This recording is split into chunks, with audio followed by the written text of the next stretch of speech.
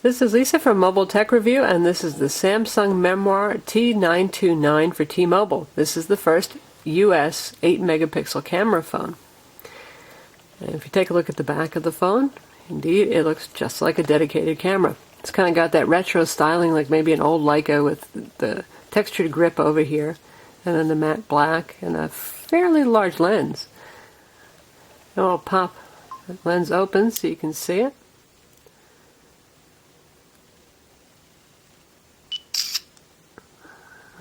You're shooting a picture. This is the dedicated camera button right here. It's large and easy to press. There's a lock button on the side to make sure you don't accidentally take pictures in your pocket, and that locks the screen and all buttons. You got your volume here, which also functions as the zoom when you're in the camera. Wrist strap, camera style.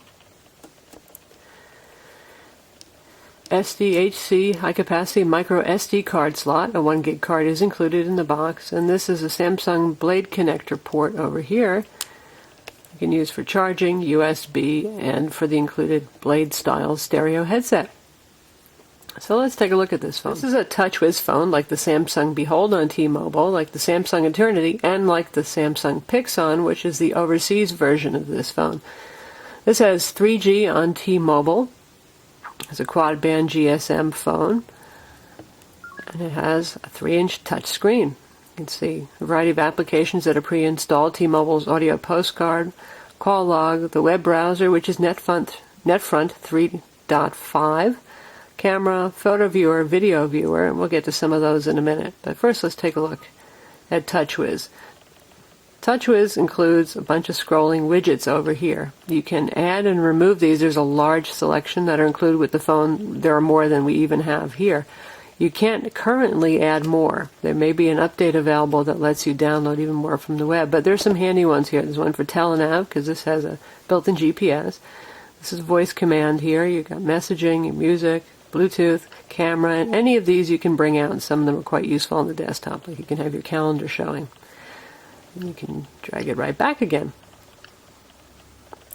The weather here, this is the one dedicated to camera functions, so you can upload your pictures to Flickr, Kodak Photo Gallery, Snapfish, Photo Bucket, check out a slideshow, and look at your album online.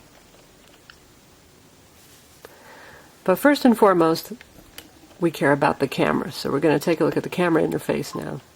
Press the button and it opens the lens cover. We like that it has a protected lens. This is unusually fast at taking pictures compared to most camera phones. First, let's take a look at the camera interface, since this 8 megapixel camera with autofocus lens is the centerpiece of the phone. Touch the screen and you'll see a full array of controls here. Here's your digital zoom. It has 16x digital zoom. You can switch to video mode here.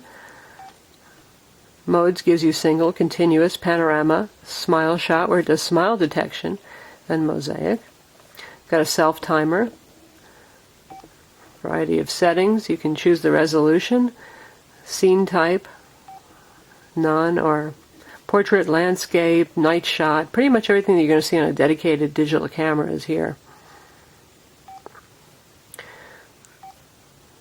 Effects are black and white, sepia, negative, and watercolor.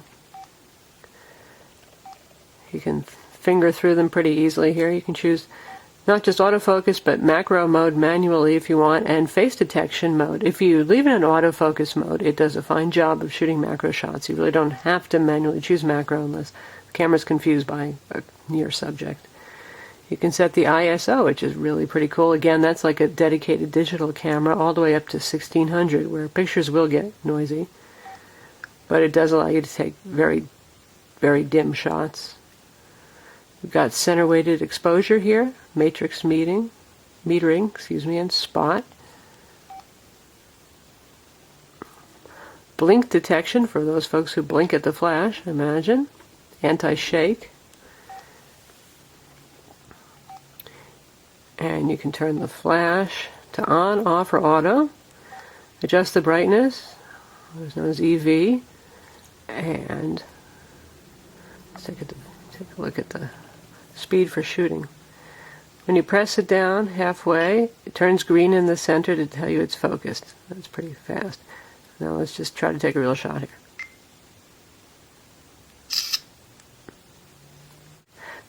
So that's really fast for a camera phone, and much faster than, say, the Nokia N96 and N95.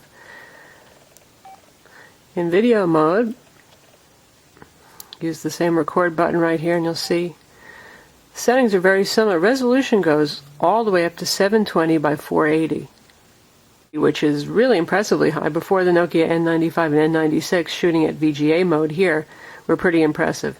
And this is at near 30 FIPS, no less. That said, video still looks better on the N95 and the N96 with better colors and smoother motion. Let's take a look at my album online to see what that picture looks like. We have a pretty good 3G connection here, so this should be reasonably fast.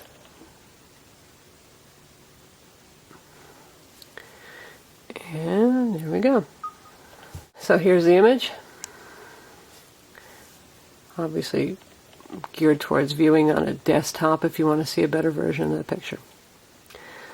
While we're at it, this is the browser. This is NetFront 3.5. It's pretty similar to what you have on the Behold. That's NetFront 3.4 on it.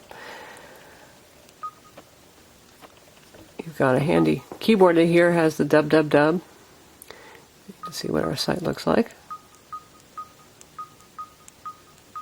Keyboard's very easy to use, it's large. Haptic feedback really helps. .com built in there. And you can hide all the navigation widgets. And here's our page loaded, and just press that to get the full screen version. It scrolls pretty easily. For a feature phone browser, it's very good. It's not going to beat the iPhone, but certainly very usable and gives a fairly good version of the desktop layout.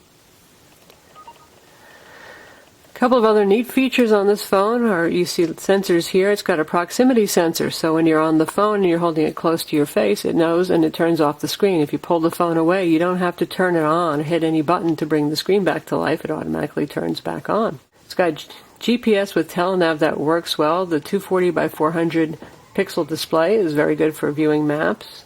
Speakerphone on the back here for your driving directions. The phone can do the mobile version of YouTube through the web browser, and that's, not a super high resolution version of YouTube, but it's not bad. And it can play locally stored videos. In fact, it's quite good at that. We're going to take a look at some videos that we have on a card.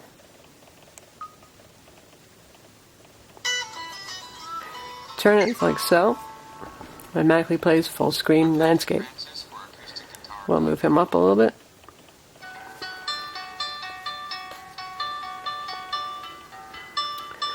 Now this was originally encoded for the iPhone. It's about 650 kbps, QVGA resolutions, having no problem, not lagging or anything like that. Now we'll take a look at Telenav, the GPS application.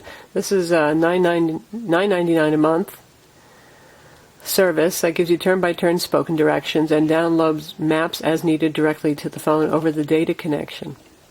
And here's your standard Telenav screen.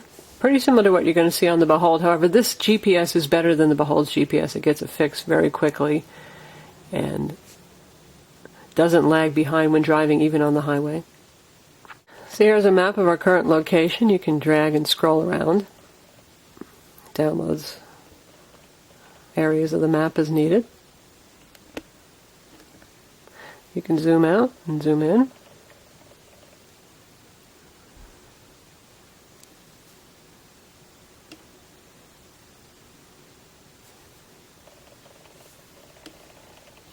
Can turn it sideways and nothing happens. The accelerometer does not work inside of Java applications, generally speaking.